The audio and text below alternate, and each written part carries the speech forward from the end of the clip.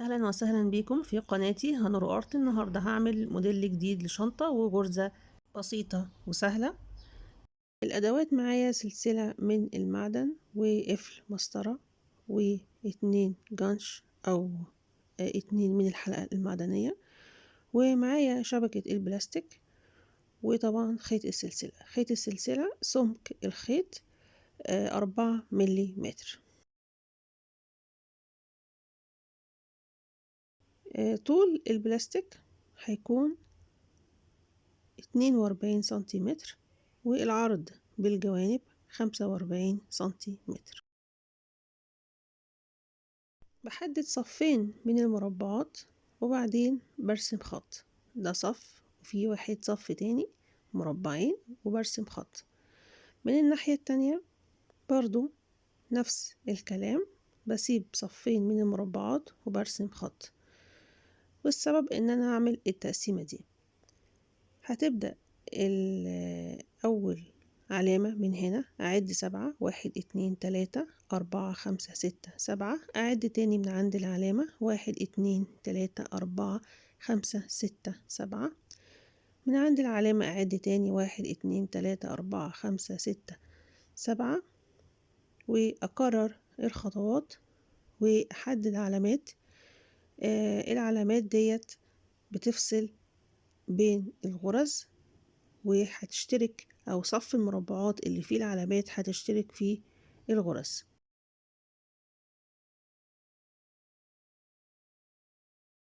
المسافات متساوية بين العلامات، وهيدخل الخيط في أول مربع من هنا. بحدد طرف الخيط بالشكل ده، بحدده بالنار، واجي عند أول مربع فوق الخط المرسوم بالعرض أعد 5 مربعات رأسي، 1 2 3 4 5. عند المربع الخامس شايفين في خط مرسوم بالعرض، هيبدأ من عنده العد، عد من فوقيه. سحبت الخيط. بعد ما سحبت الخيط هاجي عند العلامة الزرقاء من فوق الخط، برضو عندي تالت مربع بسحب الخيط. الصف اللي فيه العلامة الصفراء والصف اللي فيه العلامة الزرقاء هشتغل فيهم الغرز. همشي بالترتيب تحت أول مربع هاجي عند المربع التاني من الناحية الشمال، وأدخل طرف الخيط في المربع التاني من الناحية اليمين. بتجه من الناحية اليمين لفوق، ومن الناحية الشمال بتجه لتحت. بكرر الغرز بالاتجاه دوت لغاية لما يتكون عندي شكل الفيونكة. خلي بالي ان انا حددت 5، فانا هكمل الغرز بالطول او بشكل رأسي لغاية لما اوصل ل5 مربعات من الناحيتين، 5 مربعات من عند العلامة الصفراء و5 مربعات من عند العلامة الزرقاء. وبالعرض المسافة بين المربعات او بين العلامتين 7 مربعات. ده شكل النمط، بالعرض 7 مربعات وبالطول 5. ده الجزء الاول من النمط. لسه هرسم الجزء التاني من النمط، وما تشتغليش دلوقتي معايا بالخيط، استني لما تشوفي الجزء التاني من النمط وبعدين قرري هتشتغلي ازاي. هاجي هنا هكمل في نفس الصف وهسحب الخيط من عند العلامة الحمراء في نفس السطر. وبعدين هرجع اسحب الخيط عند نهاية الغرزة الأولى أو نهاية الفيونكة الأولى. هبدأ من فوق لتحت. مهم جدا في الغرزة ديت هي اتجاه الخيط. أكتر حاجة ممكن تضيع وقت هي إنك ما تركزيش في اتجاه الخيوط، بدأتي منين كل مرة وهتنتهي فين. لو انت عايزة اتجاه الميل اللي احنا شايفينه، اتجاه الفيونكة يكون ناحية اليمين، يبقى هتبدأي من الشمال. يبقى الاتجاه في البداية هيكون في الشمال والميل هيكون في اليمين. هكرر نفس الغرزة، فخلي بالك من تحديد الاتجاه. بتبدأي فين من كل مرة؟ هل بتبدأي من اليمين ولا بتبدأي من الشمال؟ قرري انت عايزة الميل بتاعك يكون ازاي، وعلى اساسه هتكملي عليه باقي الغرز. طيب انا كده قررت نفس الغرزة التانية، ونلاحظ ان عند العلامة الزرقاء اشتركت الغرزتين في نفس الصف. هاجي أبدأ في الصف التاني من فوق. الصف التاني هيبدأ منين؟ هيبدأ من نص الفيونكة، من المربع الموجود في النص ده. شايفاه؟ المربع ده أنا مش هدخل فيه الخيط، أنا بس وريهولك. المربع دوت هبدأ أعد من عنده 5 مربعات. يعني ده أول مربع، أعد بقى اللي بعديه التاني ده 1، وبعدين اللي بعديه 2 3 4 5. المربع رقم 5 بالطول هسحب الخيط. طيب سحبت الخيط، هينتهي فين او هدخله فين؟ هدخله عند المربع اللي في النص من الفيونكة التانية بالشكل ده. وخلي بالي كل مرة من اتجاه الخيط، ببدأ منين والفيونكة بتنتهي في اي ميل. طيب بكرر الغرزة، طالما انا حددت اول خيط هبدأ فيه، هكمل باقي الغرز بشكل سهل. هرتفع 5 مربعات. احيانا ممكن تضطري ترتفعي 6، ده مش بيأثر على شكل الفيونكة لو انتي بتشتغلي بلون واحد. اما لو بتشتغلي بلونين من الخيط هيفرق معاكي، ولازم ترتفعي 5 زي ما هو موجود في النمط. انا احيانا اضطريت ارتفع 6 مربعات، وده ما كانش ليه اثر او ما كانش باين في الغرز لانها كلها كانت بلون واحد. غرزة الفيونكة هي غرزة موجودة ناس كتير بتشتغلها، انا بس هعمل فيها تعديل بسيط، وده هيكون الجزء التاني من النمط، وهيدي شكل احسن. ولان عيب الغرزة ديت هي الفراغات اللي بتبان بين الفيونكات بتبقى واضحة جدا، فهقولك تتحل ازاي. بعد ما بخلص الفيونكة ديت هكمل بقى في نفس الصف، هكمل المربعات او هكمل الغرز في نفس الصف بنفس الشكل. الصف التاني هيكمل من اول هنا، الصف التالت هيكمل في نفس اتجاه الصف الاول. الصف التالت من الغرز هيكون زي الصف الاول، والعلامات بتبدأ وتنتهي عند صفوف الغرز. طيب كملت الغرز، ده بيكون شكل النمط لما بيكونوا غرزتين فوق بعض. الجزء التاني من النمط هو ان انا بعد ما بعمل الفيونكة باجي اسحب الخيط من المربع اللي قبلها اللي هو قبل نهايتها، واسحبه من الناحية التانية واغطي طرف الفيونكة. ممكن تشتغلي بالعرض، يعني تكملي صف الغرز بالعرض، وممكن تشتغلي بالطول او بشكل رأسي الغرز زي ما انا عاملة.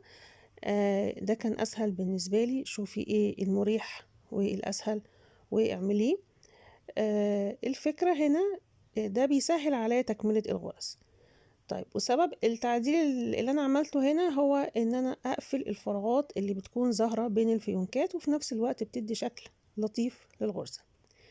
يبقى نيجي للجزء التاني من النمط، هو ان انا بسحب الخيط من نهاية او من جوانب الفيونكة من الجنب، وبرجع بقى اكمل الغرز. يعني انا هاجي هنا هغطي الجزء اللي اشتركت فيه اطراف الخيوط الموجودة في الجوانب، وبرجع اكمل الفيونكة في المربعات او اقفل الفراغات.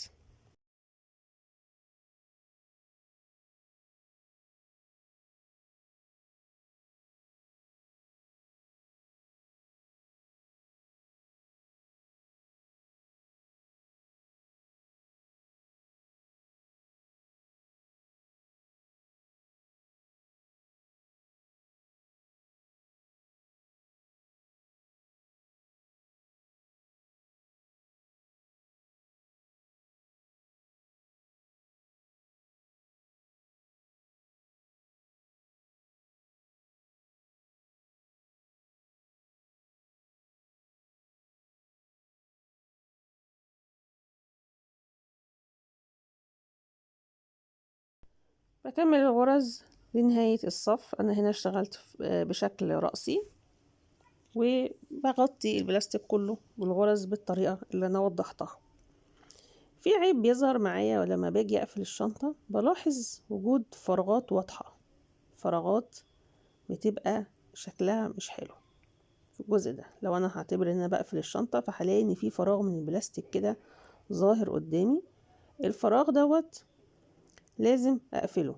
هقفله ازاي؟ هجيب طرف خيط وهدخله في الفراغات دي، هشوف بدايته فين ونهايته فين. هدخله في اول مربع ظاهر قدامي زي ما احنا شايفين بالشكل ده، واسحبه عند اخر مربع ظاهر او واضح، وبدخل الخيط واسحب الخيط قدر الامكان. بحاول اقفله، هو مش لازم هيتقفل بنسبة 100%، ممكن يتغطى بنسبة 70%، بس الالطف ان انا اقلل ظهور البلاستيك في الجزء ده تحديدا.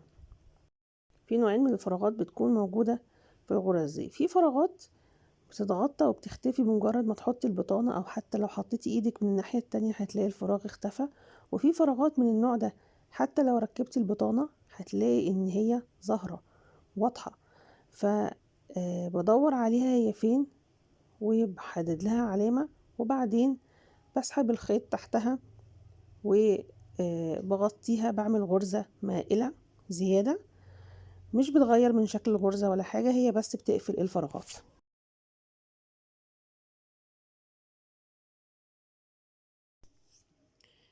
في حاجة عملتها كانت صعبة شوية، ويعني ما كانش يفضل ان انا اعملها، ان انا عملت صف من الغرز في الاطراف، وده كان صعب جدا ان انا اقفل اطراف البلاستيك، فما كانش ليه داعي ولا كان ليه لازمة ان اعمله. كان ممكن انتهي عند الصف اللي قبليه واعمل غرز مائلة. طيب بالنسبة للمربعات الموجودة او الفراغات الموجودة في نهاية الصفوف على شكل مثلث، هعمل غرز مائلة في المربعات.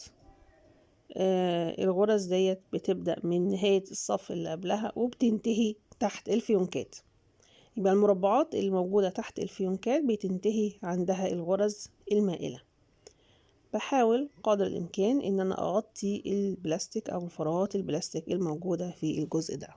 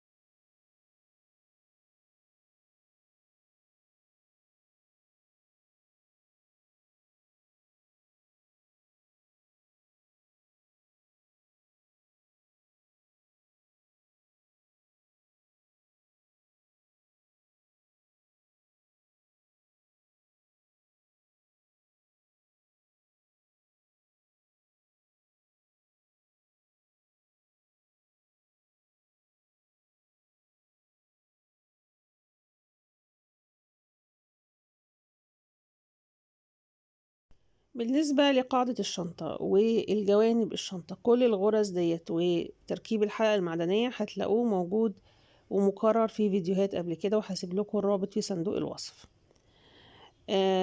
فاختصارا للفيديو فهسيبه مش هشرحه. بالنسبة للطرف هنا عملت برضو غرز مائلة بتبدأ من تحت الفيونكات وبتنتهي عند نهاية السطر الأول الموجود في الطرف البلاستيك. كده لسه فاضل حاجة ما عملتهاش. قبل ما اقولها عايزة اقول بس ان انا هنا خلصت بكرة خيط ولسه هدخل في بكرة تانية. النوع ده من الغرز بيسحب خيط. بالنسبة لطرف البلاستيك هلف الخيط حوالين المربعات الموجودة في الأطراف، بس هبدأ من تحت الفيونكات. طبعا هنا التقفيل صعب شوية لأن أنا عملت هنا صف فيونكات واصل لنهاية البلاستيك، ودي كانت حاجة صعبة. شايفين هنا الطرف الخيط داخل في مربع كان داخل فيه 3 خيوط، يعني مربع واحد دخل فيه 4 خيوط، وفي الأطراف الموضوع ده بيكون فيه مجازفة، ممكن يقطع البلاستيك وهيبقى شكله مش حلو. فعلشان اتفادى الموضوع دوت ما اعملش صف فيونكات على طرف البلاستيك، لازم اسيب مسافة مربعين او 3. فهكمل هنا بشكل رأسي الغرز حوالين الأطراف البلاستيك وغطيها تماما. لما انتهت الغرز في الجوانب كان موجود عندي فراغات، الفراغات دي انتهى عندها صف الغرز. هقفلها ازاي؟ برضو هعمل غرز مائلة في الفراغات ديت، بتبدأ من المربعات الموجودة تحت الفيونكات زي ما احنا شايفين، وهتنتهي تحت الخيط اللي هو موجود بالطول او في نهاية الغرزة اللي قبلها، في نهاية الفيونكة اللي قبلها. هعمل غرز مائلة واغطي الفراغ الموجود بين الفيونكات، لان الفراغ ده هيكون نهاية الصف. ده الصف التاني وده كده الصف التالت. ملحوظة بس ما وضحتهاش في البداية، ان الصف التالت من الغرز بيكون في فرق بينه وبين الصف الاول مربع في النص، في النص هنا في مربع بيكون ده فراغ بين الصف الاول والتالت. طيب برجع بكمل الغرز المائلة، وخلي بالي ان انا ممكن احيانا اضطر ان انا ادخل طرف الخيط، بدخله في المربعات اللي انتهت في الفيونكات علشان اعمل ميل سليم.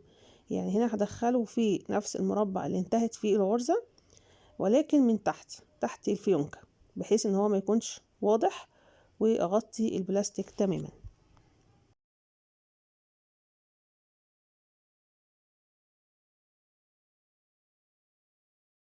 مهم جدا بفرد الخيط في اي خطوة من الخطوات، في غرز مائلة، في غرز الفيونكة، لازم الخيط بيتفرد علشان الخيط لما بيتبرم بيبين البلاستيك بيبان بشكل واضح، وبيكون فيه فراغ شكله مش حلو. فلازم افرد الخيط دايما في كل الخطوات.